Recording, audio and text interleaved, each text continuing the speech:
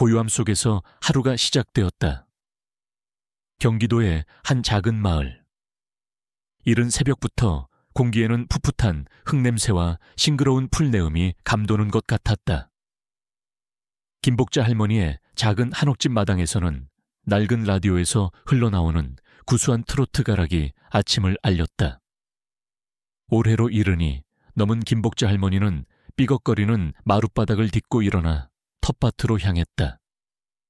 매일 아침 같은 시각, 같은 동작으로 시작되는 일상이었다.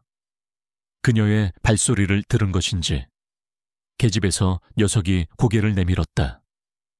누렁이에 가까운 황갈색 털에 영리한 눈을 가진 진돗개.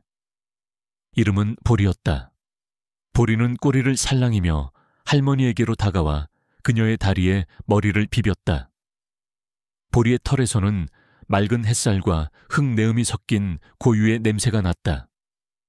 할머니는 보리의 머리를 쓰다듬으며 맑게 웃었다.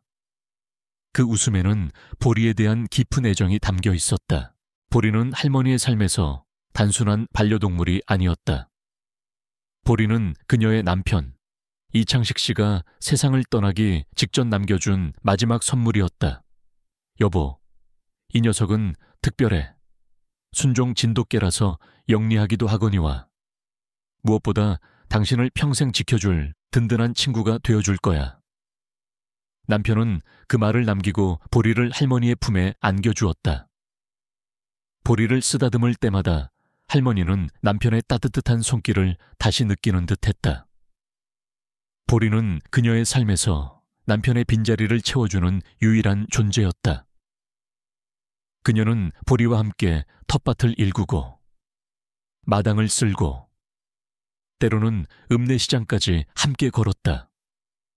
보리는 마치 할머니의 마음을 읽는 듯 그녀가 기분이 좋을 때는 함께 뛰어놀았고 그녀가 슬퍼 보일 때는 조용히 곁에 앉아주었다. 그런 보리가 있기에 할머니의 삶은 결코 외롭지 않았다. 하지만 할머니의 평화로운 일상에는 언제나 미세한 불안감이 드리워져 있었다. 그 불안감의 원천은 다름 아닌 그녀의 자식들이었다. 하나뿐인 아들 이민호와 며느리 박미선.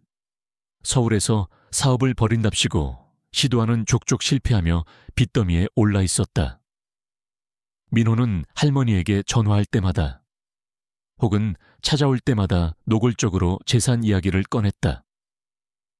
어머니, 요즘 같은 세상에 현금만 갖고 있으면 손해보신다니까요.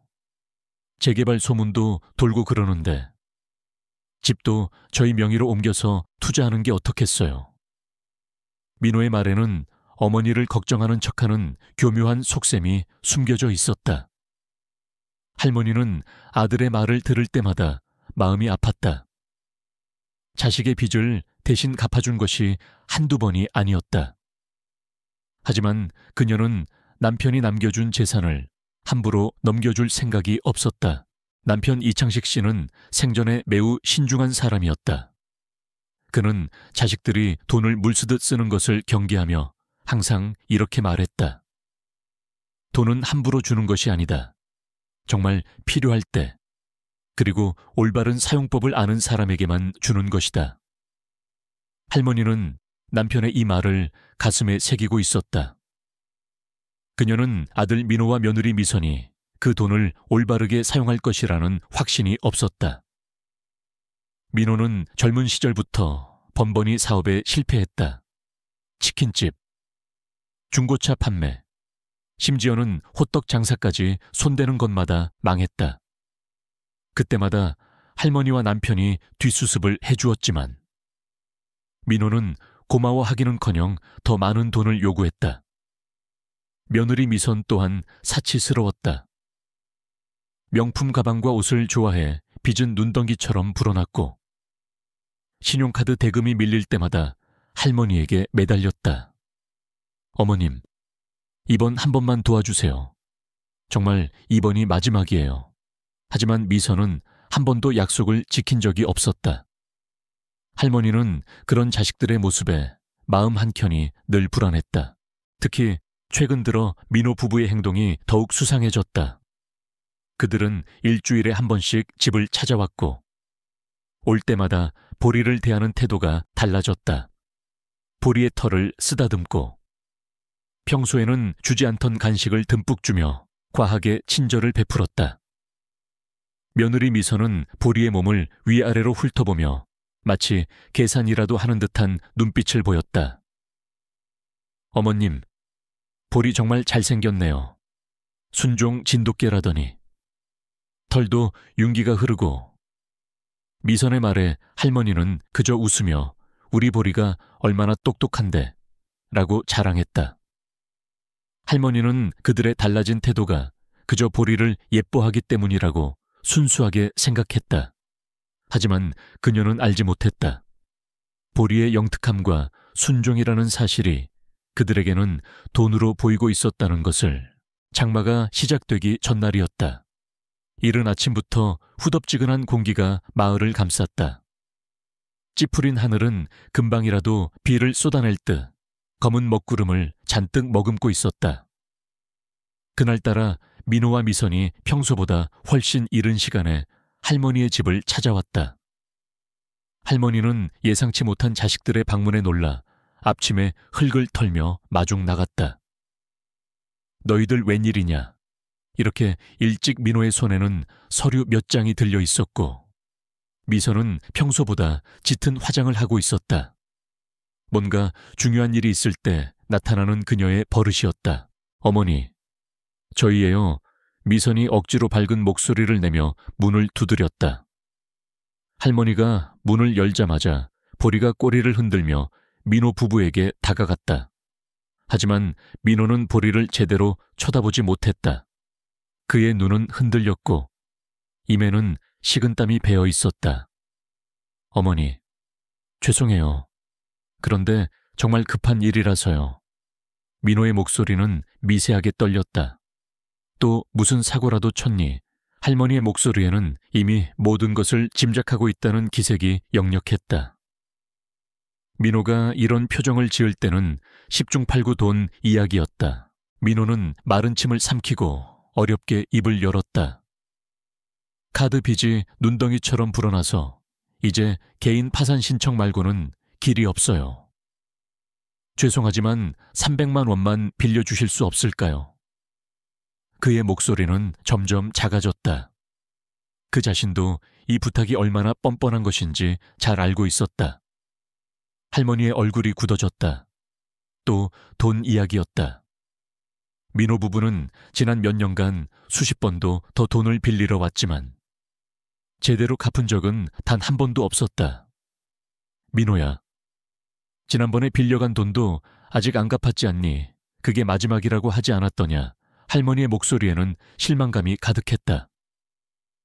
어머니, 정말 이번이 마지막이에요. 카드사에서 압류가 들어오면 저는 끝장이에요. 집도 경매로 넘어갈지 몰라요. 민호는 필사적인 표정으로 어머니에게 호소했다. 하지만 그 대사는 할머니가 이미 여러 번 들었던 것이었다. 옆에 서 있던 미선도 거들었다. 어머님, 민호 씨 요즘 정말 힘들어해요. 밤에 잠도 못 자고 술만 마시고 이대로 가다간 큰일 나요. 제발 이번 한 번만 도와주세요. 미선은 눈에 눈물까지 그렁기며 절박한 연기를 펼쳤다. 하지만 할머니는 그 광경을 수없이 봐왔기에 쉽게 속지 않았다. 미선아, 너희들 씀씀이를 내가 다 안다. 명품 가방 사고 비싼 식당에서 외식하면서 돈이 없다는 게 말이 되니.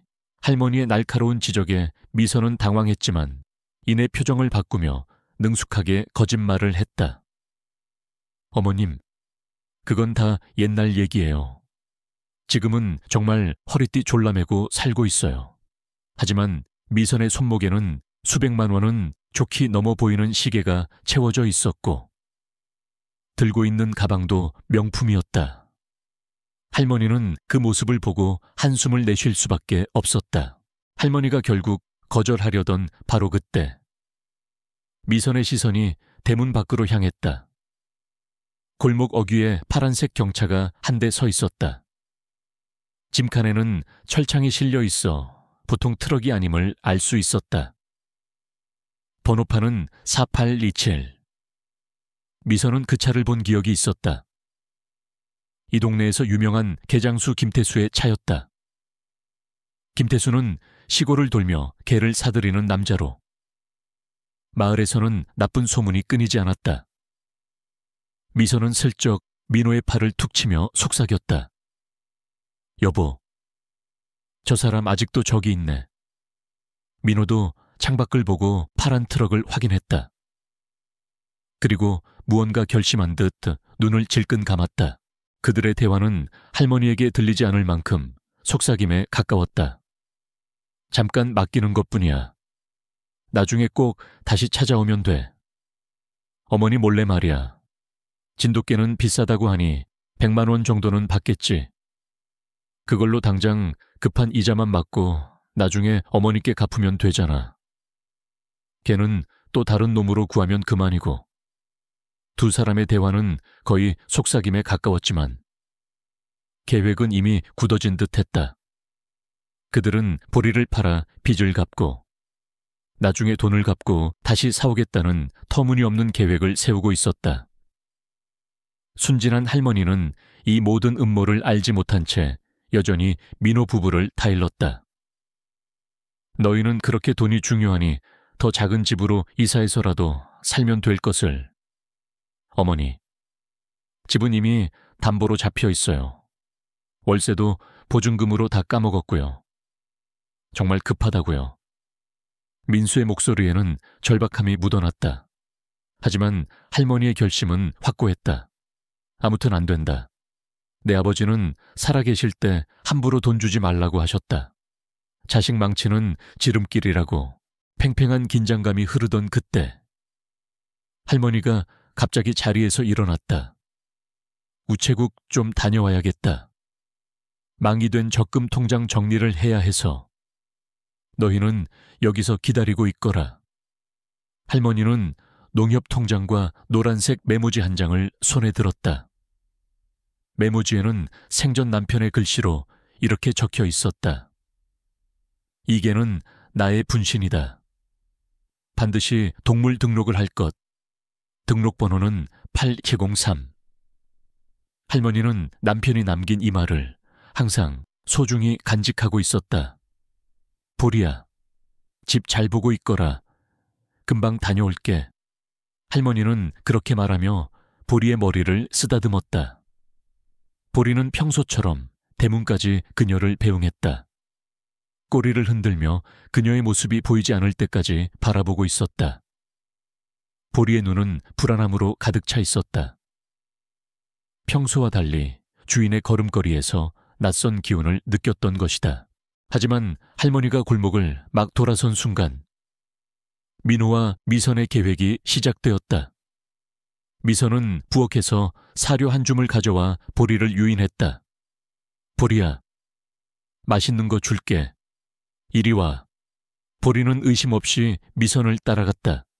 안면이 있는 사람인데다. 음식 냄새에 이끌린 것이다. 미선은 보리를 마당 밖으로 유인해 내자마자 그 목에 목줄을 걸었다. 보리야, 잠깐이야. 할머니 금방 돌아오실 거야. 보리는 순수한 눈빛으로 미선을 바라보았다. 무언가 이상하다고 느끼면서도 아직 위험을 감지하기에는 이르렀다. 그 사이 민호는 집 안으로 들어가 할머니의 방을 뒤졌다. 그는 서랍 속에서 도장을 찾아냈다.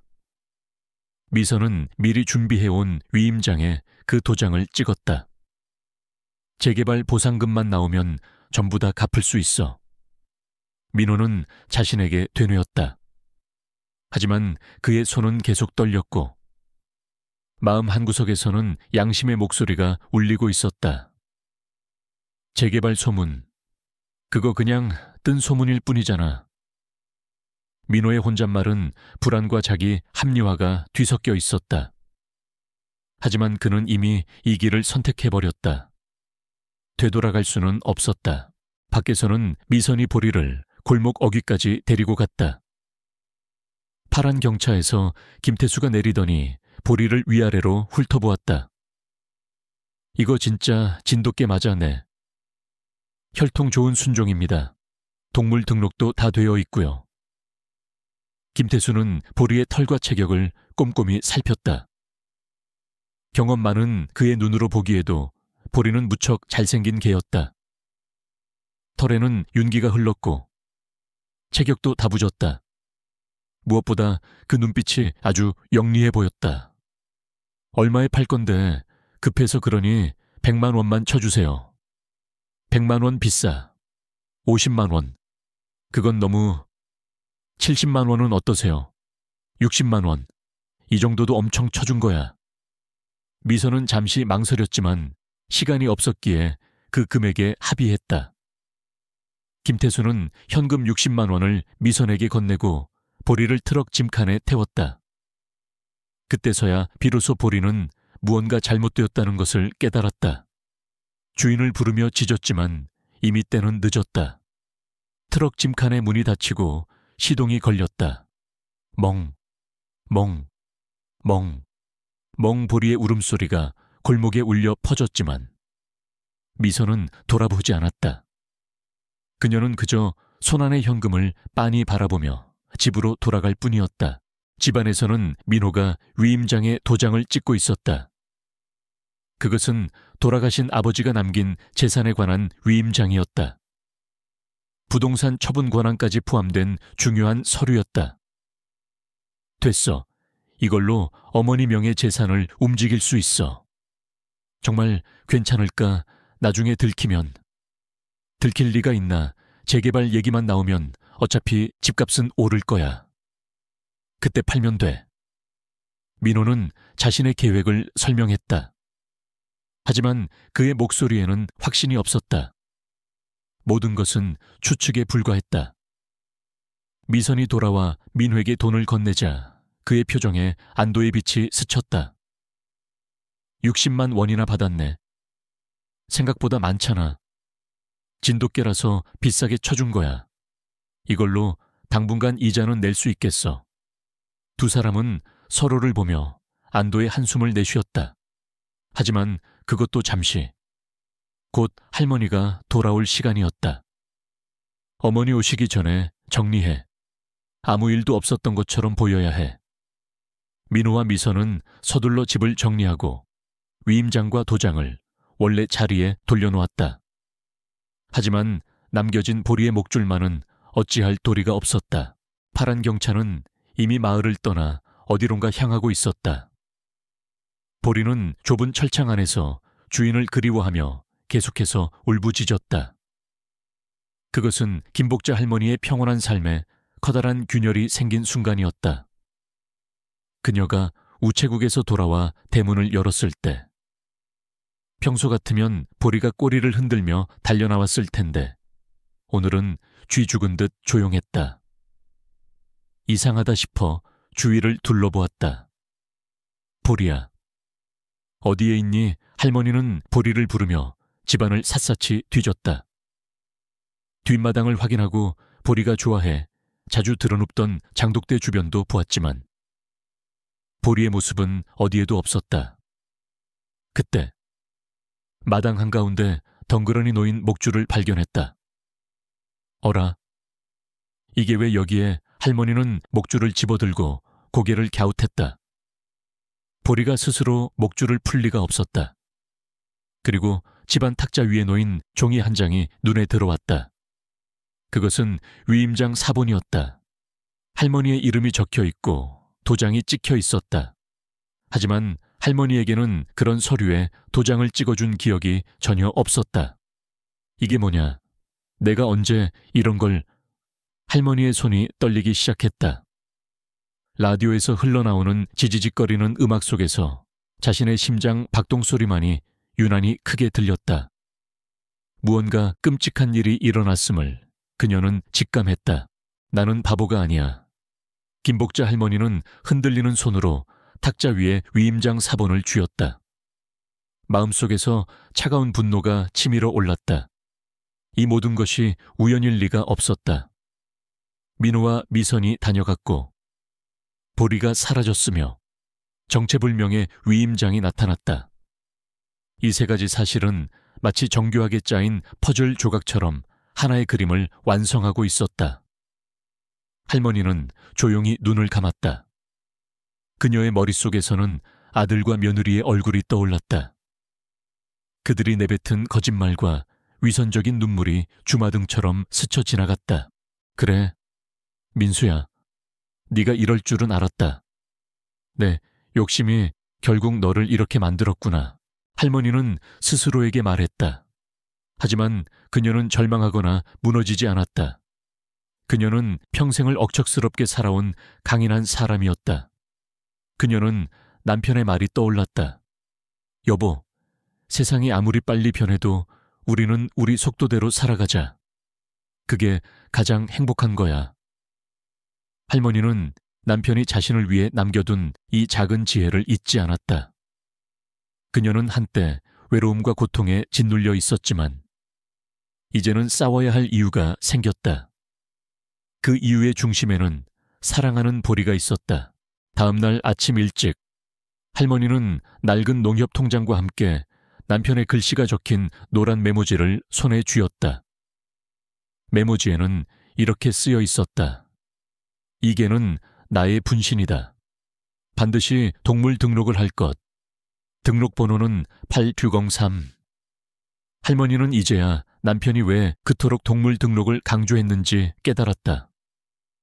그것은 단순히 개를 잃어버릴 때를 대비한 것이 아니었다.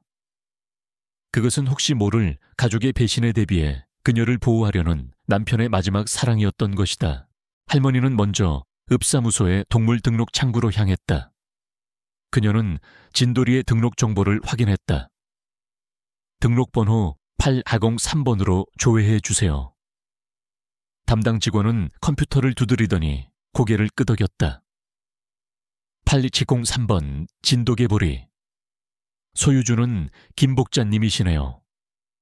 체내에 칩이 삽입된 것도 확인됐습니다. 이 번호만 있으면 소유권은 확실하게 주장하실 수 있습니다.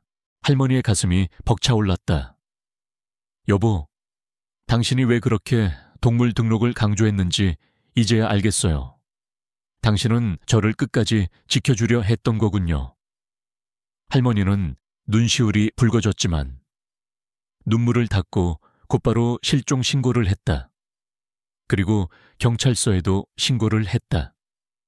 하지만 경찰의 반응은 미온적이었다. 할머니, 개가 없어지는 건 흔한 일이에요. 며칠 지나면 알아서 돌아오기도 해요. 좀 더 기다려 보시는 게 어때요? 경찰의 무심한 태도에 할머니는 실망했지만 포기하지 않았다. 그녀는 아들 부부의 차가 지나갔을지도 모르는 곳을 찾아 나섰다. 읍내에 있는 CCTV를 확인해야 했다. 그녀는 마을의 유일한 상점인 복덩이 상회로 향했다. 상회 주인 박 사장은 그녀의 오랜 친구였다. 할머니는 박 사장에게 도움을 청했다. 박 사장, 어제 우리 보리 못 봤어. 가게 CCTV에 뭐라도 찍힌 거 없나? 박 사장은 할머니의 딱한 사정을 듣고 흔쾌히 도와주었다. 그는 가게의 CCTV 영상을 USB에 복사해 주었다. 할머니는 박 사장과 함께 CCTV 영상을 돌려보았다. 영상에는 어제 오후 4시쯤 파란색 경차가 지나가는 모습이 선명하게 찍혀 있었다. 뒤 번호판은 4827. 그리고 차 뒤편에서 개의 울음소리가 들려왔다. 이 트럭, 저 아랫장 시장에서 자주 보여요. 개를 사고 판다는 소문이 있더라고요. 박 사장의 말에 할머니의 가슴은 조여오는 듯했다. 자식들이 보리를 팔아버렸다고 그녀는 확신했다. 할머니는 USB를 가슴에 품고 시외버스 터미널로 향했다. 그녀는 낡은 자전거를 타고 터미널에 도착했다. 자전거는 남편이 생전에 타던 것이었다. 녹이 슬어 바퀴조차 굴러가지 않던 자전거는 이제 할머니의 발이 되어주고 있었다. 할머니는 버스 창가 자리에 앉아 창밖으로 펼쳐지는 논밭 풍경을 바라보았다. 보리야, 기다려라. 지금 할미가 갈게. 버스는 군산 방면을 향해 달리기 시작했다. 할머니는 주먹을 꽉 쥐고 결의를 다졌다. 군산에 도착하자 할머니는 먼저 중앙시장 주변을 샅샅이 뒤졌다. 족발 냄새가 진동하는 뒷골목에는 수상해 보이는 남자들이 어슬렁거리고 있었다.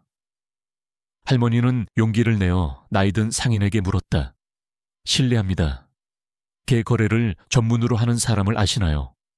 아, 김태수 말하는 구먼. 그 파란 트럭 모는 양반 말이지, 네. 맞아요. 어디로 가면 만날 수 있을까요? 시장 뒤 주차장에 자주 있어. 근데 할머니는 개 사러 왔소 아니요. 없어진 개를 찾고 있어요. 할머니는 시장 뒤편으로 향했다. 과연 그곳에는 파란 경차가 서 있었고 김태수로 보이는 남자가 차 옆에서 담배를 피우고 있었다. 당신이 김태수 씨인가요? 그런데 당신은 누구요? 어제 개 한 마리 사가셨죠? 황갈색 진돗개. 김태수의 표정이 험악해졌다. 그는 무언가 낌새를 챈 듯했다.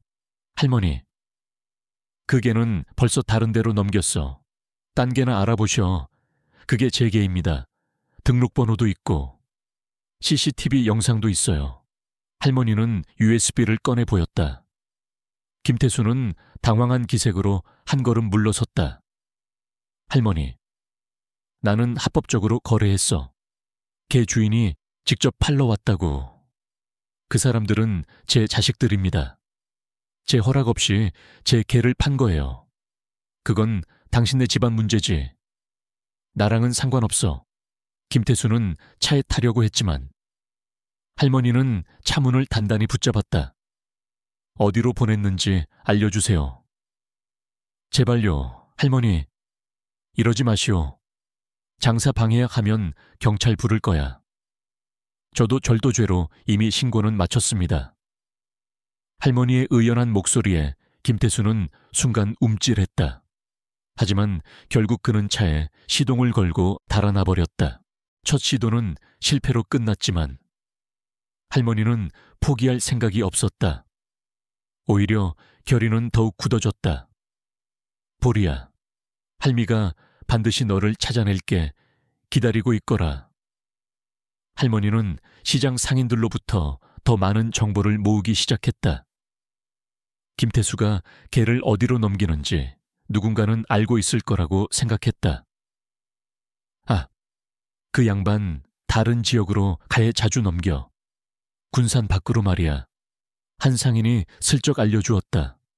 할머니는 그 정보를 바탕으로 계획을 다시 세웠다. 보리를 찾는 기나긴 여정이 이제 막 시작된 것이다. 그날 밤 할머니는 군산의 작은 모텔에 묵었다. 하지만 보리 생각에 잠을 이룰 수가 없었다. 어딘가에서 자신을 기다리고 있을 보리를 생각하면 가슴이 찢어질 듯 아팠다. 보리야, 조금만 더 참아라. 할미가 꼭 찾아내 줄게. 밖에서는 비가 내리기 시작했다. 장마가 온 것이다. 할머니는 빗소리를 들으며 내일의 계획을 세우고 있었다. 더 많은 곳을 찾고 더 많은 사람에게 이야기를 듣겠다고. 다음 날 아침 일찍 할머니는 다시 중앙시장 뒤편으로 향했다. 그곳은 불법적인 개 브로커들이 판을 치는 곳이었다. 할머니는 일부러 낡은 장바구니를 손에 들고 그들에게 다가갔다. 저기, 황갈색 진돗개 한 마리 못 봤수. 한 브로커가 할머니를 힐긋 쳐다봤다. 칠순 노파가 개를 찾는다는 사실에 놀란 듯했다. 할머니, 개 잃어버렸어. 네. 우리 보리를 찾고 있어요. 어제 김태수라는 남자가 데려갔다고 해서요. 브로커의 표정이 미묘하게 변했다. 그는 김태수를 아는 눈치였다. 그는 주위를 둘러보더니 할머니를 조금 한적한 곳으로 데려갔다. 아, 김태수, 어제 한 마리 싣고 가긴 했지. 그 영리해 보이는 놈이던데. 진돗개 맞지 할머니의 심장이 세차게 뛰었다. 보리에 대한 구체적인 정보를 얻은 것이다. 맞아요. 털이 금빛 또는 황갈색이고 목 오른쪽에 작은 흉터가 있어요. 아, 그거네. 틀림없이 좋은 개요. 김태수도 아주 만족해 하더군. 그 아이가 어디로 갔는지 혹시 아시나요? 브로커는 잠시 망설였다. 이런 정보를 쉽게 흘리는 것은 그들 세계의 규칙에 어긋나는 일이었다. 다른 데서 의뢰가 들어와서 다른 지방으로 넘겼다는 얘기는 들었어. 근데 할머니, 이 정보는 공짜가 아니야. 할머니는 품에서 솜씨 좋게 현금 10,000원짜리 몇 장을 꺼내 그에게 건넸다. 그것은 남편이 생전에 비상금으로 마련해준 돈이었다. 제발 부탁합니다. 그 아이는 제 전부예요. 브로커는 돈을 보더니 다시 주위를 살피고는 작은 종이 조각에 김태수의 전화번호를 휘갈겨 주었다. 근데 할머니, 조심해. 그 양반 보통 내기가 아니야. 법에도 빠삭해서 꼬리 잡히는 법이 없는 사람이니까. 할머니는 메모를 받고 고맙다고 인사했다. 마침내 김태수와 직접 연락할 수단을 손에 넣은 것이다. 아, 그리고 하나 더. 김태수가 개를 자주 넘기는 곳이 몇 군데 있어. 보호소. 별장. 브로커는 말을 멈추고 다시 한번 할머니를 쳐다봤다. 할머니, 진짜 당신이 그 개 주인 맞아 사기꾼 아니지 아닙니다. 이걸 보세요. 할머니는 지갑에서 보리와 함께 찍은 사진을 꺼냈다. 작년에 찍은 사진으로 보리는 새빨간 스카프를 두르고 할머니 옆에 앉아 있었다. 아이고, 진짜 주인이네. 그럼 하나 더 알려주지. 김태수는 양평에 자주 드나들어. 거기서 별장하는 사람이랑 거래를 자주 하거든. 할머니는 새로운 정보에 희망을 보았다. 양평이라는 구체적인 지역을 알게 된 것이다. 이 정보는 브로커가 말했던 것과도 일치했다. 오후가 되자 할머니는 시장 근처 공중전화 박스로 들어가 동전을 넣었다. 그 손이 떨려 번호를 제대로 누르기조차 힘들었다. 전화 박스 안은 담배와 묵은 먼지 냄새로 가득했다. 여보세요. 김태수 씨, 좀 바꿔주세요. 투박하고 경계심 가득한 중년 남자의 목소리가 수화기 너머로 들려왔다. 누구요? 할머니는 심호흡을 하고 침착하게 대답했다. 잃어버린 개 주인입니다. 동물 등록번호는 8203번. 사진도 있고 CCTV 영상도 있습니다. 전화기 너머가 순간 조용해졌다. 그러더니 무언가를 질겅거리는 소리가 들렸다. 껌이거나 혹은 담배일 것이다. 할망구, 그 개는 이미 팔렸다고. 김태수의 목소리에는 짜증이 섞여 있었다. 할머니는 자신의 목소리가 떨리지 않도록 필사적으로 노력했다. 이제 물러설 곳이 없었다. 누구에게 팔았는지 제발 알려주세요. 부탁입니다. 그건 말 못하지. 영업비밀이라는 거 몰라. 그리고 나는 합법적으로 거래했어. 김태수의 말에 할머니의 가슴이 답답해졌다. 합법이라고요. 제 허락도 없이 제 개를 사놓고 그게 합법입니까? 이 통화는 녹음하고 있습니다. 할머니는 거짓말을 했다. 하지만 그 말은 협박으로서 효과가 있었던 모양이었다. 김태수의 목소리가 미세하게 흔들렸다. 할머니, 그건 당신네 집안 문제잖아. 나는 주인이라고 자처하는 사람한테 개를 샀을 뿐이야. 전화는 끊겼다. 할머니는 수화기를 내려놓고 한숨을 쉬었다. 만만치 않은 상대였지만 그가 동요하고 있음을 느낄 수 있었다. 다음날 할머니는 시에서 운영하는 동물보호센터를 찾아갔다. 보리가 혹시 그곳에 있을지도 모른다는 신락 같은 희망을 품고 있었다. 보호센터는 시 중심부에서 조금 떨어진 곳에 있었고 많은 개들이 철창 안에 갇혀 있었다. 어떻게 오셨어요? 보호센터 직원이 할머니에게 물었다.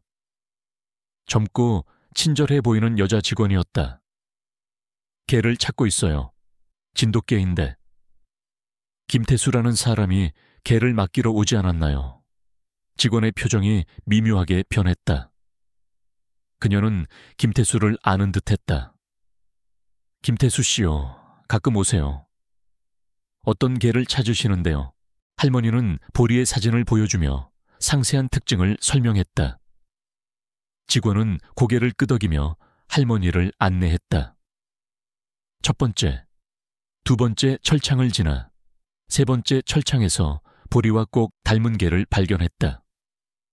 황갈색 털도 체격도 꼭 같았다. 보리와 할머니는 달려가 철창 문을 붙잡았다. 개는 할머니를 보자 꼬리를 흔들며 다가왔다. 할머니의 심장은 세차게 뛰었다. 하지만 자세히 보니 무언가 달랐다. 목 오른쪽에 있어야 할 작은 흉터가 없었다. 보리는 어릴 적부터 목에 상처가 있었지만 이 개는 그 흔적이 없었다. 할머니의 눈에서 눈물이 흘러내렸다. 미안하다. 착한 녀석. 네가 우리 보리가 아니었구나. 실망은 컸지만 이 방문이 전혀 헛된 것은 아니었다. 할머니는 보호센터 직원으로부터 중요한 정보를 얻을 수 있었다. 할머니, 김태수 씨는 저희 보호센터와 자주 거래를 해요. 센터에서 입양처를 찾지 못한 개들을 데려가기도 하고 여기에 개를 맡기고 가기도 하거든요. 그럼 우리 보리도 여기에 있었을 가능성이 있다는 건가요? 가능성은 있죠. 하지만 김태수 씨가 데려오는 개들은 오래 머물지 않는 경우가 많아요. 금방 다른 곳으로 옮겨지거든요. 직원은 더욱 자세한 정보를 알려주었다. 김태수 씨는 일주일에 한두 번 정해진 날에 와요. 개를 데려오거나 데려가거나 하죠. 근데 신기한 건 그 사람이 데려가는 건 항상 건강하고 외모가 좋은 개들이라는 거예요. 할머니는 이 정보를 기억했다. 김태수가 보호센터라는 경로도 이용하고 있다는 사실은 훗날 결정적인 증거가 될지도 모른다고 직감했다. 김태수 씨 연락처는 모르시나요? 그건 개인정보라 알려드릴 수 없어요. 하지만 그분이 오는 날은 보통 화요일이나 금요일이에요. 할머니는 이 정보도 메모했다. 정해진 일정이 있다면 추적에 도움이 될 것이다. 보호센터에서 돌아오는 길에 할머니는 우연히 중요한 목격자를 만났다. 시장에서 채소를 파는 박씨 아주머니였다. 할머니, 개 찾고 있다면서 어제 봤어. 정말이세요? 어디서요? 김태수 트럭에서 내리는 걸 봤지. 근데 그 개가 계속 울고 있더라고. 누군가를 찾는 것 같았어. 박씨 아주머니의 증언은 무엇보다 귀중했다. 보리가 자신을 찾고 있다는 것을 확인할 수 있었기 때문이다. 어느 쪽으로 갔는지는 못 보셨어요. 양평 쪽으로 가던데. 그 트럭 뒤를 양평 번호판 단트럭이 따라가더라고. 할머니는 새로운 단서를 얻었다. 양평이라는 구체적인 지역 정보. 이것은 브로커가 말했던 것과도 일치했다. 할머니가 집에 돌아와 대문을 열자 그곳에는 이상한 기운이 감돌고 있었다. 평소와 달리 거실에 불이 켜져 있었고 여러 사람의 말소리가 들렸다. 이틀 동안 보리를 찾아 군산을 헤매던 할머니에게 그것은 예상치 못한 상황이었다. 거실에는 아들 민호와 며느리 미선뿐만 아니라 둘째 딸 이혜진의 모습도 보였다. 혜진은 경기도에 살고 있어 평소에는 명절에나 얼굴을 비추는데 그녀가 갑자기 나타난 것은 의아했다. 45살의 혜진은 오빠 민호보다는 안정적인 직장을 다니고 있었지만 오늘 그녀의 표정 또한 평범하지 않았다. 어머니, 어디 다녀오셨어요? 전화도 안 받으시고. 이웃분들께 여쭤봐도 며칠째 못 봤다고 하시고 민호가 일어서며 말했지만 그 목소리에는 걱정보다 당혹감이 더 짙었다. 할머니는 여행 가방을 바닥에 내려놓고 자식들의 표정을 찬찬히 살폈다. 보리 찾으러 다녀왔다. 너희들이 무슨 짓을 했는지 내가 다 알고 있으니 변명은 필요 없다. 미선은 기겁하며 민호의 얼굴을 훔쳐봤다. 혜진은 아직 상황 파악이 안 되는지 어리둥절한 표정을 짓고 있었다. 탁자 위에는 분홍색 서류 봉투가 놓여 있었다. 미선이 그 봉투를 할머니 쪽으로 밀며 말했다. 어머니, 이거 요양원 계약서예요. 저희가 서울로 모실게요. 어머니 혼자 여기 계시는 건 위험하잖아요. 할머니는 웃었다. 하지만 그 웃음에는 분노가 섞여 있었다. 내가 가겠다고 한 적이 있더냐. 너희들끼리 멋대로 정해놓고 이제 와서 계약서를 들이밀어. 혜진이 차분한 어조로 덧붙였다. 어머니, 집 담보 문제도 생각해야죠. 어차피 재개발되면 보상금 나올 텐데. 그 돈으로 서울에서 편하게 사실 수 있어요. 재개발, 그것도 그냥 뜬 소문 아니냐 확정된 것도 아니잖아. 어머니, 벌써 부동산 컨설턴트 몇 명이 와서 계약 진행하고 있어요. 미리 계약해두면 보상금을 2배로 받을 수 있대요. 할머니에게는 자식들의 진짜 속셈이 손에 잡힐 듯 환히 보였다. 보리를 팔아 급한 불을 끄고 이제는 어머니의 재산까지 송두리째 빼앗으려는 것이다. 너희는 내가 바보인 줄 아느냐. 할머니는 여행 가방에서 USB와 CCTV 사진 몇 장을 꺼내 탁자 위에 내던졌다. 사진에는 파란 경차에 번호판 48227이 선명하게 찍혀 있었다. 너희들이 보리를 팔았지. 민호의 얼굴이 굳어졌다. 미선이 한 걸음 앞으로 나서며 황급히 변명했다. 어머니, 잠시 맡겨둔 것뿐이에요. 급하게 돈이 필요해서 정말 어쩔 수 없었어요. 맡겨도 팔아서 돈까지 받아놓고 그걸 맡겨뒀다고 하니 할머니의 목소리가 점점 커졌다. 혜진이 끼어들었다. 어머니, 목소리가 너무 커요. 이웃에 다 들리겠어요. 들리면 어떠냐. 어미의 개를 돈 때문에 팔아먹는 자식들이 있다는 걸 동네 사람들이 다 알면 뭐 어떠냐고. 할머니는 목소리를 낮추고 더욱 무서운 말을 이어갔다. 도장도 훔쳐갔지.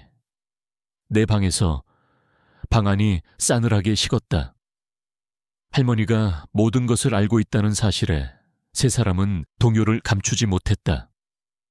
특히 민호는 손이 떨리기 시작했다. 어머니, 저는 아무것도 몰라요. 미선이가 멋대로 한 거예요. 미선은 와락 울음을 터뜨렸다. 왜 나한테만 그래요? 이 집도 돈 없으면 무시당하잖아요. 어머니는 돈도 있으면서 아들이 힘들어하는 건 못 본 척 하시니까 그렇다고 개를 팔아도 된다는 말이냐. 할머니의 눈이 차갑게 빛났다. 그동안 쌓아온 분노가 한꺼번에 폭발했다. 돈이 문제면 개를 팔아도 되고 어미 도장을 훔쳐도 되고 뭐든지 해도 된다는 말이냐. 혜진도 끼어들었다. 어머니, 아무리 그래도 가족이잖아요. 그렇게까지 하실 필요는 없잖아요. 보리는 고작개 한 마리잖아요. 고작개 한 마리. 김복자 할머니는 혜진을 쏘아보았다. 그 말은 할머니의 마음에 깊은 칼자루를 박는 것과 같았다. 고작개 한 마리라고 너희 아버지가 마지막으로 데려온 가족을 고작개 한 마리라고 말하다니. 할머니의 목소리는 분노로 떨렸지만 그 안에는 깊은 슬픔이 묻어 있었다.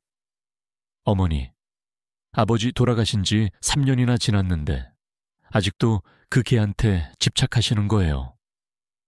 혜진의 말은 할머니의 분노에 완전히 불을 지폈다. 집착, 내가 집착한다고 나는 저 아이를 사랑하는 거다. 보리는 내게 남편과 같은 존재야. 험악한 분위기를 보고 부동산 컨설턴트 남자가 슬며시 명함을 주머니에 넣었다. 이 집안의 갈등이 생각보다 심각하다는 것을 눈치챈 것이다. 그는 민호에게 눈짓을 보냈고 민호는 당황하며 그를 붙잡으려 했다. 할머니, 저희는 정당한 사업을 서류 위조하는 게 정당한 사업이냐 썩 꺼져라. 할머니의 호통에 남자는 허둥지둥 떠나갔다. 남자가 떠난 후 집은 다시 정적에 휩싸였다. 하지만 그것은 폭풍 전의 고요함 같았다. 할머니는 자식들 한 명 한 명의 얼굴을 쳐다봤다. 그녀의 눈은 차가웠다. 민호야, 너는 쉰이 다 되도록 뭘 배우고 살았니?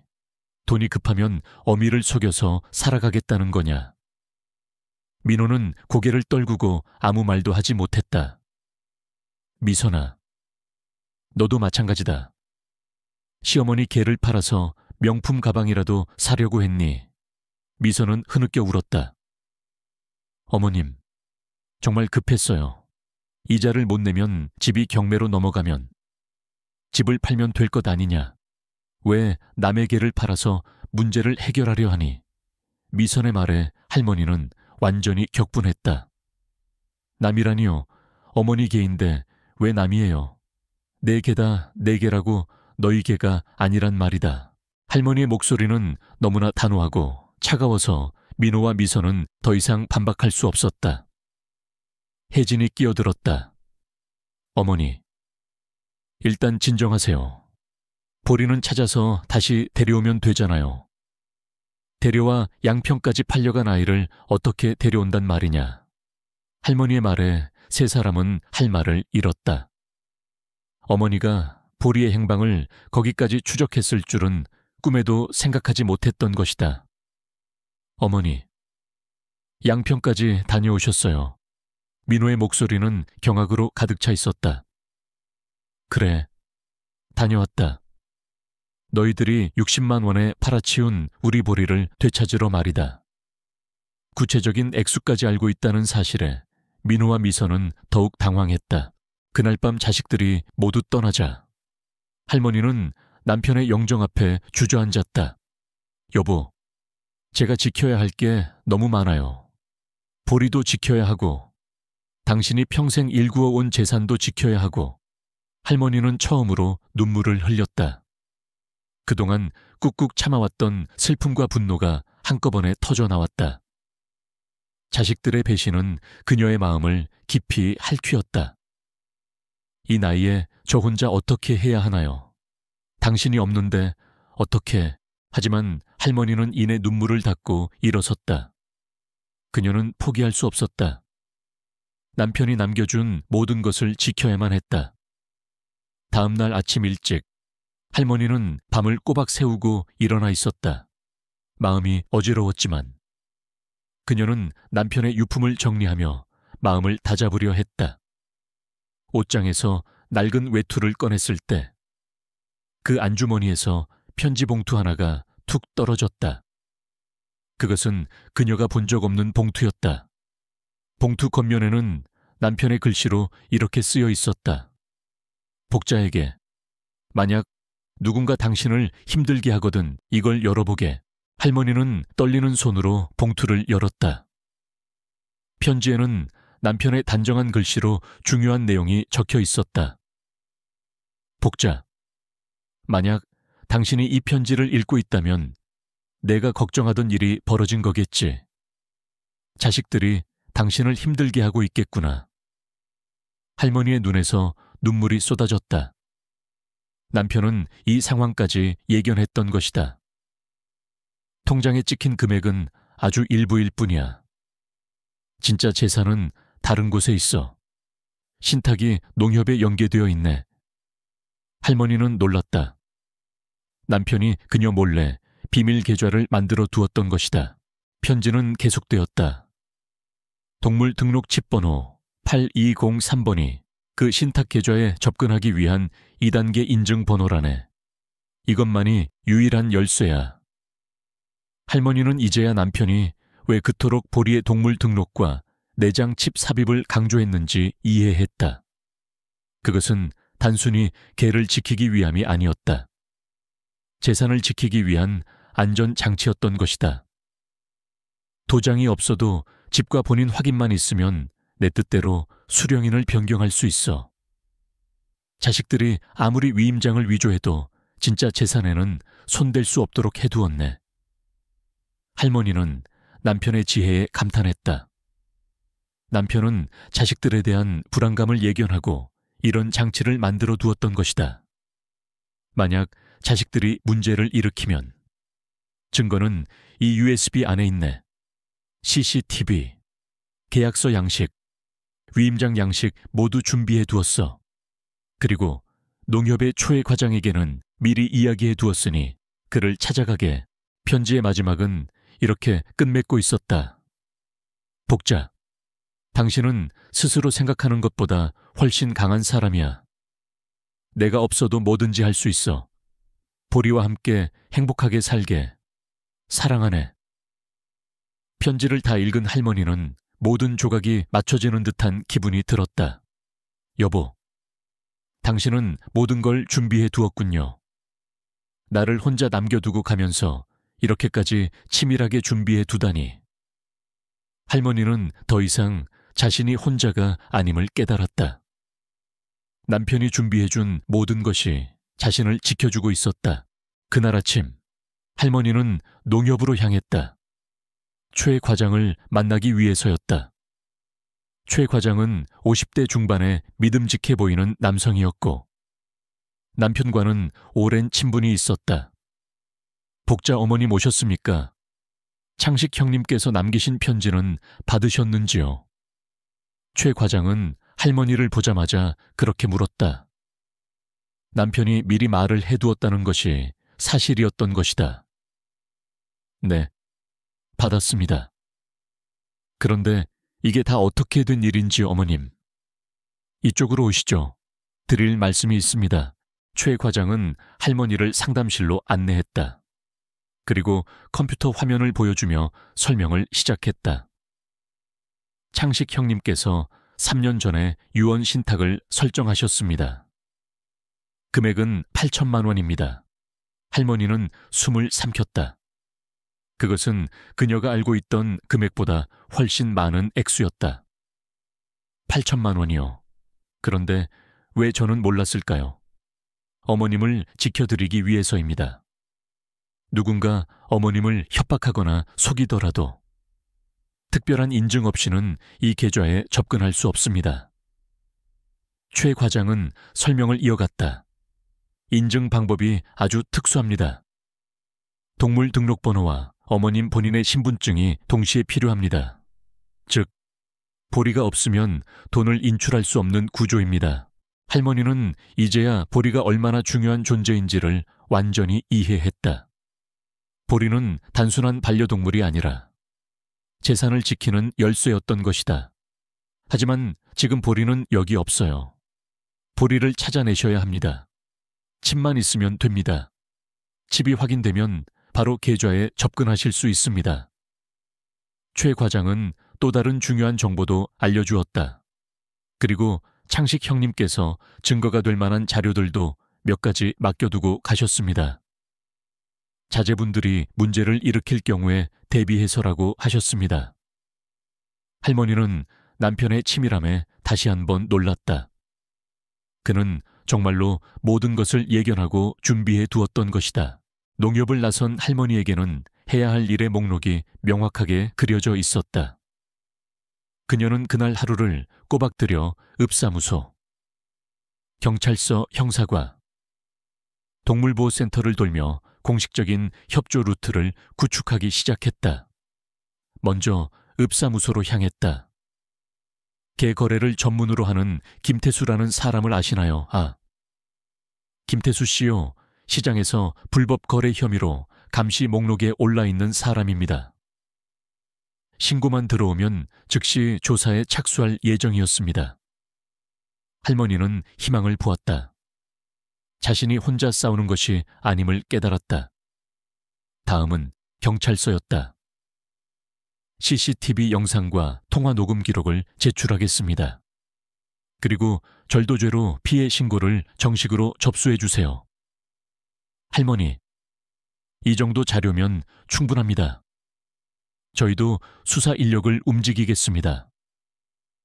동물을 이용한 불법 거래는 중대한 범죄니까요. 마지막으로 동물보호센터를 방문한 할머니는 모든 기관으로부터 협조를 얻을 수 있다는 확신을 갖고 집으로 돌아왔다. 그녀는 거울 앞에 서서 자신에게 되뇌었다. 두려워할 것 없다. 법도, 보리도, 그리고 당신이 생전에 준비해준 모든 것이 내 편이다. 할머니의 집에 다시 평화가 찾아왔다. 하지만 그 평화는 잠시였다. 아들과 며느리, 그리고 딸 혜진이 다시 찾아왔기 때문이다. 이번에는 모두가 한결같이 침울한 표정이었다. 특히 민호는 할머니의 눈을 똑바로 쳐다보지 못했다. 혜진이 조심스럽게 입을 열었다. 어머니, 저희가 큰 실수를 한 것 같아요. 보리한테는 정말 미안하게 생각하고 있어요. 그 말에 할머니는 코웃음을 쳤다. 미안하다고, 너희가 미안하다고 말하면 없어진 아이가 돌아온단 말이냐. 민호가 고개를 떨구고 말했다. 어머니, 저희도 김태수라는 사람이 어떤 사람인지 뒤늦게 알았어요. 혹시라도 보리한테 무슨 짓을 할까봐 걱정돼서 잠을 못 자고 있어요. 할머니는 민호의 말에 조금은 동요하는 기색을 보였다. 그녀는 보리가 혹시라도 다쳤을까봐 가장 걱정하고 있었다. 네가 지금 무슨 말을 하고 싶은 거냐?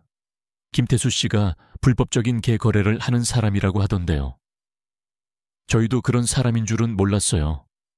그냥 동네개 거래하는 사람인 줄 알았지. 몰랐다고 그 파란 트럭이 동네를 돌아다니면서 어떤 짓을 했는지. 그놈이 어떤 놈인지 이 동네 사람들은 다 아는데. 너희만 몰랐다고 말이 되는 소리를 하거라. 할머니의 목소리는 여전히 차갑고 날카로웠다. 민호와 미선, 그리고 혜진은 그저 고개를 숙이고 아무 말도 하지 못했다. 할머니의 말 한마디 한마디가 그들에게는 비수처럼 날아와 박혔다. 특히 혜진은 그 충격이 가장 컸다. 그녀는 그저 오빠 부부의 빚을 해결해 주기 위해 도와주려고 했을 뿐이었다. 그런데 보리를 팔았다는 사실은 그녀에게도 큰 충격이었다. 혜진은 조심스럽게 말했다. 어머니, 저희가 직접 찾을게요. 김태수라는 사람한테 연락해서 보리 위치를 알아내고 저희가 직접 데려올게요. 그러니까 경찰에는 신고하지 말아주세요. 할머니는 피식 웃었다. 경찰에는 이미 신고 마쳤다. 그 말에 세 사람의 얼굴은 사색이 되었다. 경찰에 신고했다고요, 어머니. 저희가 다 해결할게요. 제발 할머니는 그들의 모습을 보며 그들이 보리를 찾는 것에 진심으로 동참할 생각이 없다는 것을 직감했다. 이미 늦었다. 너희들은 여기서 기다려라. 내가 보리를 찾아올 테니. 할머니는 그렇게 말하고 집을 나섰다. 그녀의 표정은 단호하고 결의에 차 있었다. 혜진이 민호에게 물었다. 오빠, 어떻게 해? 정말 경찰서에 가는 거야. 우리 셋이 모두 잡혀가는 거야. 민호는 얼굴이 하얗게 질려 대답했다. 모르겠어. 어머니가 모든 걸 다 알고 있었어. 동물 등록 칩 번호까지. 우리가 위임장 위조한 것도 알고 있고 그들은 그제야 사태의 심각성을 깨달았다. 어머니를 단순히 돈만 밝히는 노파로 생각했던 것이 그들의 가장 큰 오산이었다. 그들은 어머니의 재산만을 보고 어머니가 어떤 사람인지를 제대로 알지 못했다. 어머니가 평생을 어떻게 살아왔는지, 어떤 지혜를 가지고 있는지 전혀 고려하지 않았던 것이다. 그들은 막연하게 어머니가 우리를 사랑하시니까 용서해 주시겠지라는 생각만 가지고 있었다. 하지만 할머니는 그들의 착각을 처절하게 부셔버렸다. 한편 할머니는 경찰서로 향했다. 그곳에는 형사과장인 이성호 경위가 그녀를 기다리고 있었다. 어머님, 어서 오십시오. 어머님께서 주신 자료를 토대로 수사를 진행하고 있습니다. 일단 김태수라는 남자는 양평에 있는 한 부잣집 별장에 자주 드나드는 것으로 확인했습니다. 그 집주인은 재력가인데 여러 마리의 진돗개를 키운다고 합니다. 할머니의 가슴이 쿵 하고 내려앉았다. 보리가 그 별장으로 팔려갔다는 것은 거의 확실해 보였다. 할머니는 이 경위와 함께 양평으로 향했다. 차가 달리면서 창밖으로 논과 밭, 그리고 넓은 들판이 펼쳐졌다. 서울에서만 살았던 할머니에게는 낯선 풍경이었다. 하지만 이 모든 풍경이 보리를 되찾기 위한 과정이라고 생각하자 힘이 났다. 몇 시간의 운전 끝에 그들은 양평에 도착했다. 양평의 별장초는 넓은 잔디밭과 이국적인 건축물들로 가득했다. 그곳은 시골의 소박함과는 거리가 먼 완전히 다른 세상이었다. 이 경위는 별장 앞에서 차를 세우고 무정의로 다른 경찰들과 연락을 취했다. 여기는 삼반. 현재 위치에 도착했습니다. 침입자 없는지 확인해 주십시오. 경찰관들은 별장 주변을 둘러보며 주변 상황을 파악했다. 이 경위는 할머니에게 어머님, 먼저 들어가셔서 보리를 확인해 주셔야 합니다. 라고 말했다. 할머니는 조심스럽게 별장 안으로 들어갔다. 그곳은 마치 고급 호텔 같았다. 샹들리에가 빛나고 대리석 바닥은 반짝였다. 별장 안의 정원은 마치 미로 같았다. 할머니는 정원을 걷고 또 걸으며 보리의 이름을 불렀다. 보리야, 보리야, 보리야. 그녀의 목소리는 정원 가득 울려 퍼졌다. 그때 정원 한 구석에 있는 계집에서 우는 소리가 들려왔다. 할머니는 소리가 나는 쪽으로 달려갔다. 그곳에는 여러 마리의 진돗개들이 갇혀 있었다. 모두들 몸집이 크고 털은 윤기가 흘렀다. 하지만 할머니의 눈에는 보리밖에 보이지 않았다. 보리는 구석에 웅크리고 있었다. 그는 할머니를 발견하고 꼬리를 흔들며 철창에 얼굴을 비볐다. 보리야, 우리 보리. 할머니는 철창에 손을 넣고 보리의 털을 쓰다듬었다. 그는 할머니의 손길에 고개를 비비며 낑낑거렸다. 마치 오랫동안 잃어버렸던 가족을 만난 것처럼 기뻐하는 듯했다. 그때 별장의 주인이 나타났다. 그는 50대 중반의 중년 남성이었고 고급스러운 옷을 입고 있었다. 그는 할머니를 보고 놀란 표정을 지었다. 이봐요, 여기는 허락 없이 들어올 수 있는 곳이 아닙니다. 당장 나가세요.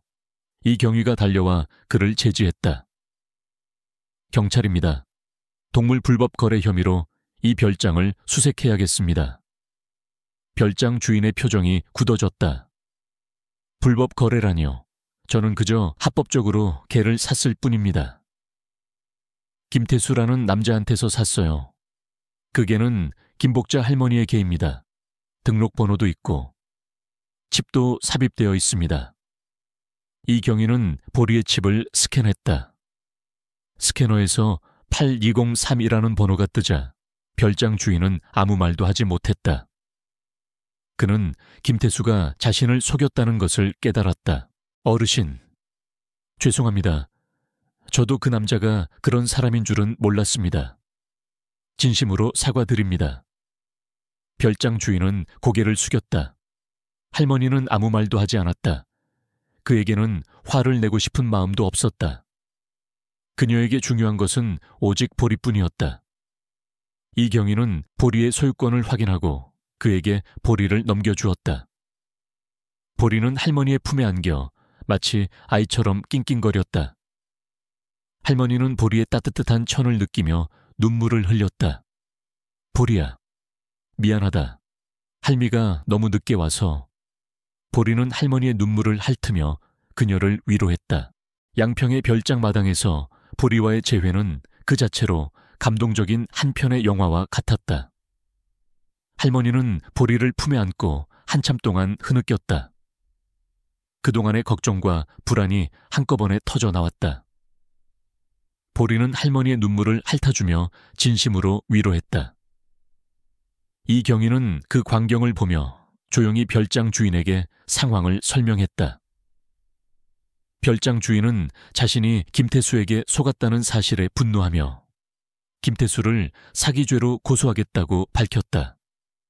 할머니는 그에게 진심으로 고마움을 표했다.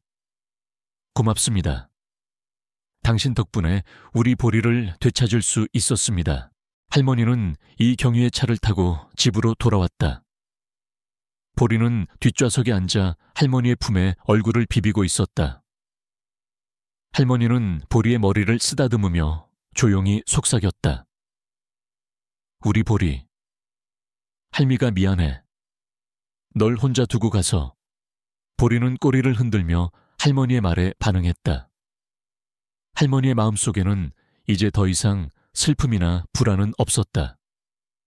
오직 보리를 되찾았다는 기쁨과 자식들에게 진실을 알려야겠다는 결의만이 남아있었다. 집에 도착하자 아들 민호와 며느리 미선, 그리고 딸 혜진이 초조하게 기다리고 있었다. 그들은 경찰차에서 내리는 할머니와 보리를 보고 놀라움과 안도의 한숨을 동시에 내쉬었다. 민호는 어머니에게 달려가려 했지만 혜진이 그를 말렸다. 오빠, 지금은 어머니께 다가가지 마. 어머니가 화가 많이 나셨을 거야. 할머니는 그들의 모습을 스쳐 지나가며 집으로 들어갔다. 보리는 할머니를 졸졸 따라다니며 집안을 둘러보았다. 모든 것이 그대로였지만 그에게는 낯선 공기였다. 그는 다시 한번 철창에 갇힐까봐 두려워하는 것 같았다. 할머니는 보리를 안심시켰다. 괜찮아. 보리야, 이제 아무도 너를 데려가지 못해. 거실에 앉은 할머니는 자식들을 차갑게 바라보았다. 너희들이 무슨 짓을 했는지 이제야 알겠냐. 민호와 미선은 고개를 떨구고 아무 말도 하지 못했다. 혜진이 조심스럽게 입을 열었다. 어머니, 저희가 잘못했어요. 진심으로 사과드립니다. 보리한테는 정말 미안하게 생각하고 있어요. 할머니는 혜진의 말에 분노가 치밀어 올랐다. 진심으로 너희가 진심으로 미안하면 도장을 훔치고 위임장을 위조했겠냐. 나를 요양원에 보내려고 계약서를 멋대로 쓰고. 혜진은 놀라서 오빠 민호를 쳐다보았다. 오빠, 요양원 계약서, 그게 무슨 말이야? 민호는 얼굴이 하얗게 질려 대답했다. 혜진아, 그게 아니고. 아니긴 뭐가 아니야. 너희가 멋대로 내 재산을 처분하려고 서류를 위조한 거 내가 다 알고 있다. 할머니는 가방에서 남편이 남겨준 USB와 위조된 위임장 사본을 꺼내 탁자 위에 올려놓았다. 혜진은 그 서류를 보고 경악했다. 오빠, 진짜야. 요양원 계약서에 위임장까지. 우리한테는 그냥 빚 갚는다고만 했잖아. 민호는 더 이상 변명할 수 없었다. 그의 얼굴에는 절망과 체념이 뒤섞여 있었다. 미선은 바닥에 주저앉아 흐느껴 울었다. 어머니, 저희가 잘못했습니다. 정말 잘못했어요. 용서해 주세요. 민호가 무릎을 꿇고 눈물을 흘렸다. 그의 목소리에는 진심이 묻어나왔다. 하지만 할머니는 그들의 사과를 쉽게 받아들일 수 없었다. 내가 너희들을 용서하면 내가 죽어서도 눈을 감을 수 없을 것 같다. 할머니의 말에 민호는 더욱 절망했다. 그는 어머니가 자신을 경찰에 신고하고 자신의 인생을 망치려 한다고 생각했다. 하지만 할머니는 다른 계획을 가지고 있었다. 내가 너희들을 감옥에 보내는 건 너무 쉬운 일이다. 하지만 그건 너희에게 아무런 교훈도 주지 못할 거야. 민호와 미선은 할머니의 말에 고개를 들었다. 너희들은 너희들이 한 행동에 대해 책임을 져야 한다. 내가 시키는 대로 해라. 할머니는 먼저 민호와 미선에게 김태수를 고소하라고 시켰다. 그들이 직접 경찰서에 가서 모든 것을 진술해야 했다. 그들은 마지못해 경찰서에 가서 진술했고 김태수는 결국 불법적인 게 거래 혐의로 체포되었다. 이 과정에서 민호와 미선은 자신들이 한 행동이 얼마나 끔찍한 것인지 깨달았다. 보리를 팔아넘긴 것도, 어머니의 도장을 훔친 것도, 모든 것이 범죄 행위였다는 것을 뒤늦게나마 깨달은 것이다. 할머니는 또 다른 계획을 실행했다. 너희들은 이제 내 집으로 들어와 살아라. 민호와 미선은 할머니의 말에 놀랐다. 할머니는 그들을 용서하고 다시 받아들이려 하는 것인가? 대신 조건이 있다. 너희는 이 집에서 내 일을 돕고 보리를 돌봐야 한다. 할머니는 단호하게 말했다. 나는 너희에게 돈을 주지 않을 거다. 그저 잠잘국과 먹을 것을 줄 뿐이다. 너희는 너희가 벌인 일을 책임져야 한다. 민호와 미선은 선택의 여지가 없었다.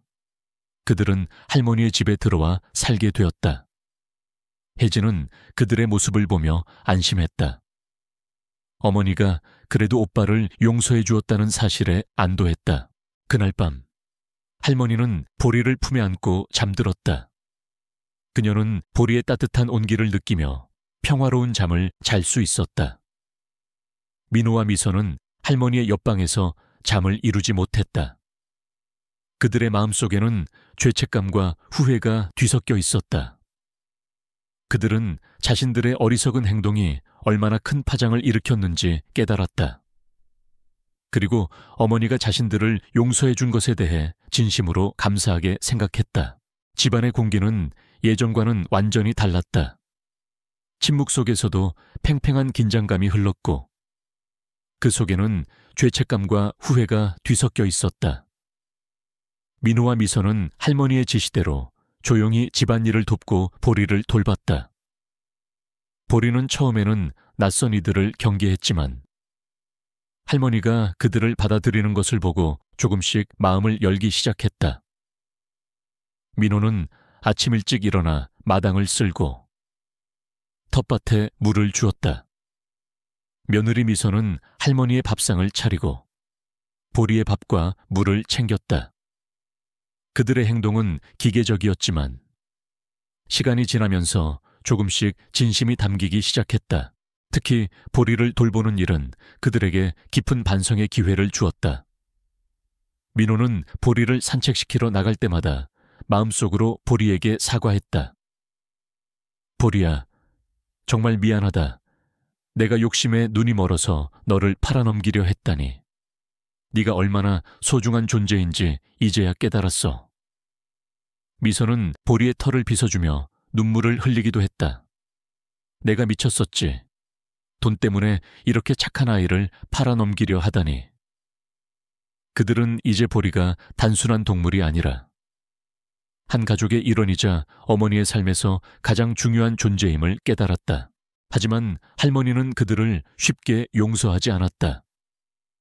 그녀는 그들의 사과를 받아들이지 않고 그들의 행동을 매일 지켜보았다. 그들의 태도에 조금이라도 불만이 있으면 차갑게 지적했다. 민호야, 밥 먹기 전에 손부터 씻어라.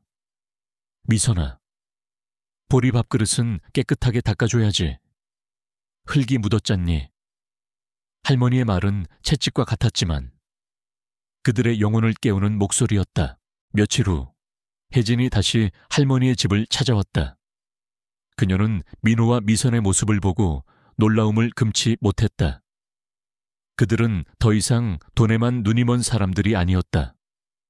그들의 눈에는 진심 어린 반성과 후회가 서려 있었다. 혜진은 그들의 변화를 느끼고 할머니에게 조심스럽게 물었다. 어머니, 오빠랑 언니가 정말 많이 변한 것 같아요. 할머니는 조용히 말했다. 변했겠지. 하지만 그들의 마음속에는 아직 돈에 대한 욕심이 남아있을 수도 있다. 할머니는 혜진에게 남편이 남겨준 유언장과 유언 신탁에 대한 모든 것을 털어놓았다. 혜진은 그 이야기를 듣고 눈물을 흘렸다. 어머니, 아버지가 그렇게까지 어머니를 생각하셨을 줄은 몰랐어요. 할머니는 고개를 끄덕였다. 나도 몰랐다. 네 아버지는 늘 말없이 우리를 지켜주셨던 분이셨어. 혜진은 그제야 자신의 오만함을 깨달았다. 그녀는 오빠 부부를 돕는다고 생각했지만 결국은 그들의 욕심을 부추겼던 것이다. 어머니, 제가 잘못했어요. 제가 오빠를 막았어야 했는데 저까지 돈에 눈이 멀어서 혜진은 무릎을 꿇고 할머니에게 용서를 구했다. 할머니는 혜진의 손을 잡고 그녀의 눈물을 닦아주었다. 됐다. 이제라도 깨달았으니 다행이다. 혜진은 할머니의 손을 붙잡고 민호와 미선이 진심으로 반성하고 있다고 설득했다. 어머니, 오빠랑 언니가 정말 많이 힘들어해요. 보리를 팔아버린 것에 대해서는 평생 잊지 못할 것 같대요. 할머니는 혜진의 진심을 느끼고 조금씩 마음을 열기 시작했다. 그녀는 그들을 완전히 용서하지는 않았지만 그들의 노력은 인정하기 시작했다. 그들은 매일 아침 일찍 일어나 텃밭을 가꾸고 보리를 산책시키고 할머니의 밥상을 차리는 등 성심성의껏 봉사했다. 그들의 얼굴에는 예전에 보였던 탐욕스러운 빛 대신 진정한 행복이 깃들기 시작했다. 그날 저녁, 할머니는 자식들을 불러 모았다. 너희는 이제 돈의 가치보다 더 중요한 것이 무엇인지를 배워야 한다. 할머니는 남편이 남겨준 신탁 계좌의 존재를 그들에게 밝혔다. 이 돈은 내 돈이 아니다. 네 아버지께서 남기신 돈이다. 민호와 미선의 눈이 휘둥그레졌다. 할머니가 수십억 원의 돈을 숨겨두었다고 생각했던 그들은 눈앞에 펼쳐진 현실에 놀라움을 금치 못했다. 이 돈은 내가 힘들 때 쓰라고 남겨준 돈이야. 하지만 너희의 욕심 때문에 이 돈이 위험해질 뻔했다. 할머니의 말에 민호와 미선은 고개를 떨구었다. 그들이 탐냈던 재산은 처음부터 그들의 것이 아니었다. 할머니는 그들에게 말없이 큰 교훈을 주고 있었다. 이제 이 돈의 일부를 동물보호단체에 기부할 거다. 그리고 보리가 사는 이 집에 보금자리를 마련할 거다. 할머니는 결의의 참 목소리로 말했다. 너희는 이제부터 이 집에서 내가 시키는 대로 살아야 한다. 내가 허락할 때까지는 단 한 푼도 주지 않을 것이다. 그리고 보리는 이 집의 유일한 상속자다. 할머니의 마지막 말에 민호와 미선은 놀랐다. 그들은 자신들이 잃어버린 것이 단순히 돈이 아니라 어머니의 사랑과 보리의 존재였음을 깨달았다. 보리를 팔아버린 그들의 행위는 그들 스스로를 가장 끔찍한 방법으로 파멸시켰던 것이다. 민호와 미선은 할머니의 충격적인 선언에 한동안 아무 말도 할 수 없었다. 보리가 이 집의 유일한 상속자라니. 그들은 보리를 단순히 돈으로 보고 팔아넘기려 했다는 사실에 다시 한번 죄책감을 느꼈다. 혜진은 그들의 얼굴을 보며 안쓰러운 표정을 지었다. 오빠, 언니, 괜찮아. 어머니 말씀 잘 들으면 다시 기회는 올 거야. 하지만 민호는 고개를 떨구고 씁쓸하게 말했다. 기회는 무슨? 우리는 이미 기회를 잃어버렸어. 미선은 흐느꼈다. 그들은 이제 자신들이 무엇을 잃어버렸는지 완전히 깨달았다. 어머니의 신뢰, 가족 간의 사랑, 그리고 보리라는 소중한 존재였다. 다음 날부터 할머니는 남편이 남겨준 유언 신탁의 내용을 하나씩 실행에 옮기기 시작했다. 그녀는 먼저 농협을 찾아가 최 과장을 만났다. 과장님, 남편이 남겨준 돈 중에서 일부를 동물보호단체에 기부하고 싶습니다. 최 과장은 미소를 지으며 할머니의 뜻을 따랐다. 창식 형님께서도 기뻐하실 겁니다. 할머니는 남편의 이름으로 동물보호단체에 1억 원을 기부했다. 그리고 남은 돈으로 보리를 위한 보금자리를 마련하기 위해 집을 새로 단장하기 시작했다. 할머니는 건축가와 상의하여 집 안에 보리를 위한 전용 공간을 만들었다. 넓은 창문을 내어 햇살이 잘 들어오게 하고 보리가 마음껏 뛰어놀 수 있도록 잔디밭을 깔았다. 보리의 방에는 따뜻한 온돌이 설치되었고 보리가 좋아하는 장난감과 간식으로 가득 채웠다. 민호와 미선은 할머니의 지시대로 보금자리를 만드는 일에 동원되었다. 그들은 힘든 육체 노동에 익숙하지 않았지만 보금자리가 완성되어 가는 것을 보며 조금씩 마음의 평화를 찾았다. 민호는 마당에 잔디를 깔면서 보리에게 말했다. 보리야, 이 잔디밭에서 마음껏 뛰어놀아. 이제 아무도 너를 팔아넘기지 않을 거야. 미선은 보리의 방을 청소하며 중얼거렸다.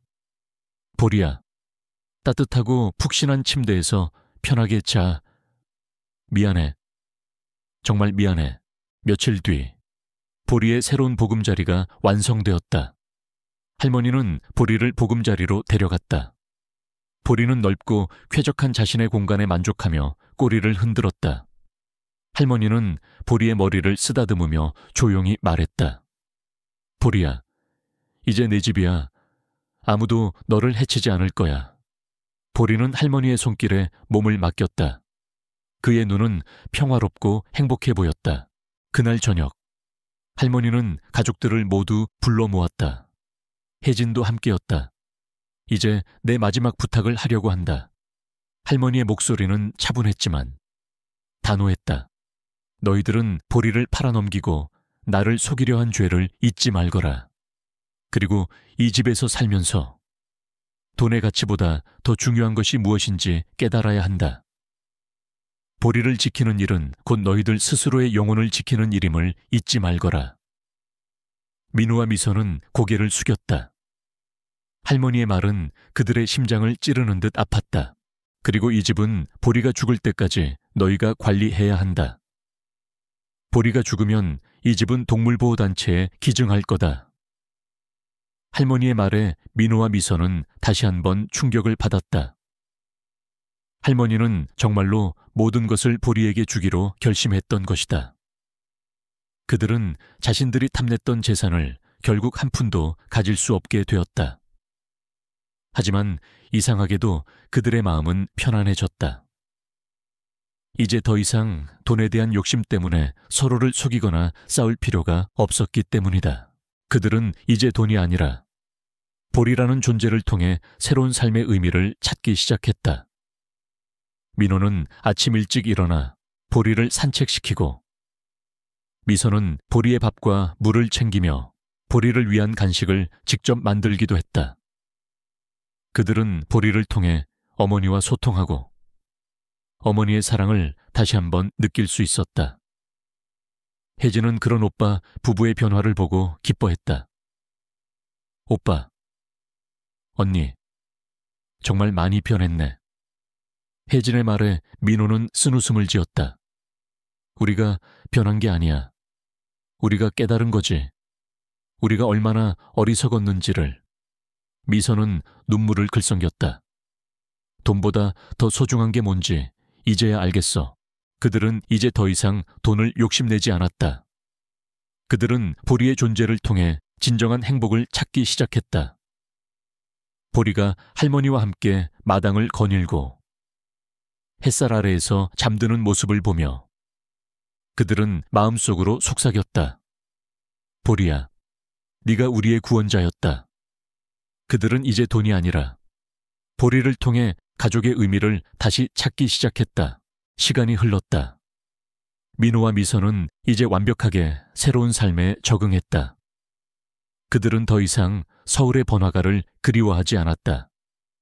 아침 일찍 일어나 텃밭에서 땀을 흘리고 보리를 산책시키며 동네 사람들과 정겹게 인사를 나누는 일상이 그들에게는 진정한 행복이었다. 그들의 얼굴에는 돈에 대한 욕망 대신 평온함과 만족감이 가득했다. 할머니는 그런 그들의 변화를 조용히 지켜보았다. 그녀는 이제 그들을 완전히 용서했다. 그들은 돈의 가치보다 더 중요한 것이 무엇인지를 스스로 깨달았다. 어느덧 겨울이 찾아왔다. 할머니의 낡은 집은 새 단장을 마쳤고 보리의 보금자리는 따뜻하고 아늑했다. 보리는 할머니의 옆에 누워 따뜻한 햇살을 즐기고 있었다. 민호는 마당에 쌓인 눈을 쓸고 있었고 미선은 부엌에서 따뜻한 차를 끓이고 있었다. 그들은 이제 더 이상 돈에 대해 이야기하지 않았다. 그들은 오직 할머니의 건강과 보리의 행복만을 이야기했다. 그날 저녁, 민호는 조심스럽게 할머니에게 다가갔다. 어머니, 죄송합니다. 제가 그동안 어머니께 해드린 게 아무것도 없네요. 민호의 목소리는 진심으로 떨렸다. 할머니는 민호의 손을 잡았다. 민호야, 너는 이미 내게 충분히 많은 것을 해주고 있다. 네가 이렇게 변해준 것만으로도 나는 기쁘다. 민호는 할머니의 따뜻한 말에 눈물을 흘렸다. 미선도 할머니에게 다가와 말했다. 어머니, 저희도 이제 어머니와 보리를 지켜드리며 살고 싶어요. 죄송해요. 할머니는 그들의 손을 잡고 조용히 미소 지었다. 그들은 이제야 비로소 진정한 가족이 되었다. 하지만 그들에게는 한 가지 해결해야 할 문제가 남아 있었다. 바로 과거의 죄였다. 민호는 자신들이 저지른 잘못을 숨기고 싶지 않았다. 그는 경찰서에 자수하기로 결심했다. 어머니, 저희 자수할게요. 저희가 위임장 위조한 거, 그리고 보리팔려고 한 거, 모두 자수하고 벌을 받을게요. 민호의 말에 할머니는 놀랐다. 그녀는 그들이 이런 결정을 내릴 줄은 꿈에도 생각하지 못했다. 민호야, 너희가 그렇게까지 할 필요는 없다. 이미 벌은 충분히 받았다. 하지만 민호의 결심은 확고했다. 어머니, 저희가 벌을 받아야만 진정으로 용서를 받을 수 있을 것 같아요. 민호와 미선은 경찰서에 가서 자수했다. 그들의 진술을 들은 경찰은 놀라움을 금치 못했다. 그들은 자신들이 저지른 모든 죄를 숨김없이 털어놓았다. 경찰은 그들의 용감한 행동에 감동했고 검찰에 선처를 요청했다. 민호와 미선은 결국 집행유예를 선고받고 풀려났다. 그들은 할머니의 집으로 돌아와 무릎을 꿇었다. 어머니, 죄송합니다. 할머니는 그들을 안아주며 눈물을 흘렸다. 됐다. 이제 정말 됐다. 너희들은 이제 진정한 자유를 얻었다. 그날 밤, 할머니는 남편의 영정 앞에 주저앉았다. 여보, 우리 아들이 이제야 철이 들었어요. 당신이 준비해준 모든 것이 결국 우리 아들을 구했어요. 고맙습니다. 할머니는 남편에게 진심으로 감사함을 전했다. 그녀는 이제 더 이상 외롭지 않았다. 그녀에게는 보리와 함께할 가족이 있었기 때문이다. 세월은 유수와 같았다. 김복자 할머니의 집은 이제 마을의 명소가 되었다.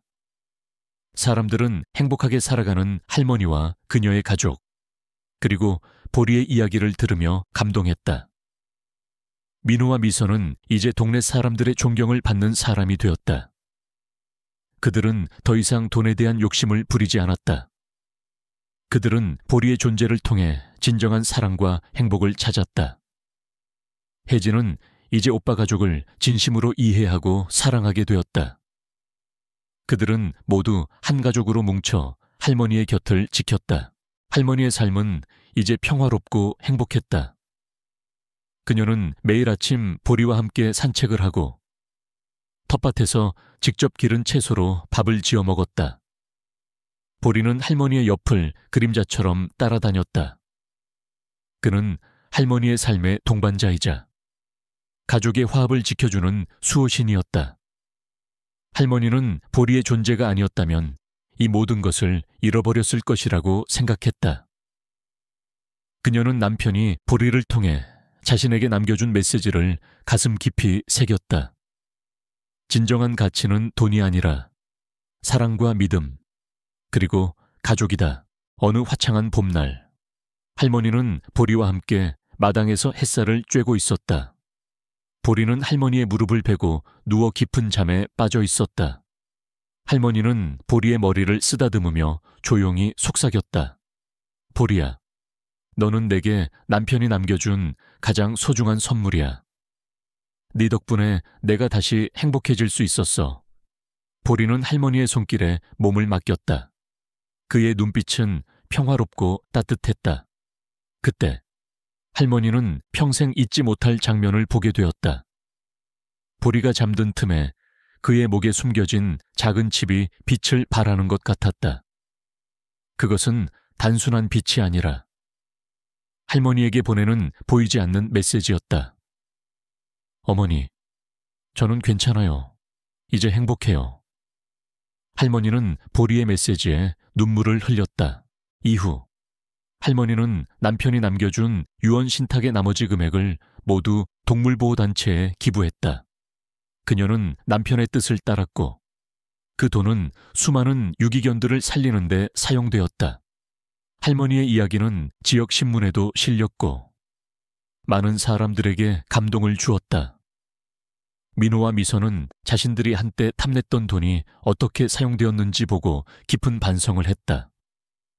그들은 이제 돈이 아니라 보리와 함께하는 삶의 소중함을 깨달았다. 할머니는 보리와 함께 평화로운 삶을 살았다. 보리는 할머니가 세상을 떠날 때까지 그녀의 곁을 지켰다. 보리가 세상을 떠난 후 할머니의 집은 그녀의 유언대로 동물보호단체에 기부되었다. 그곳은 이제 유기견들을 위한 보호소로 사용되었다. 할머니와 보리의 이야기는 그곳에서 영원히 기억될 것이다. 그들은 돈보다 더 소중한 것이 사랑과 믿음이라는 것을 우리에게 가르쳐 주었다.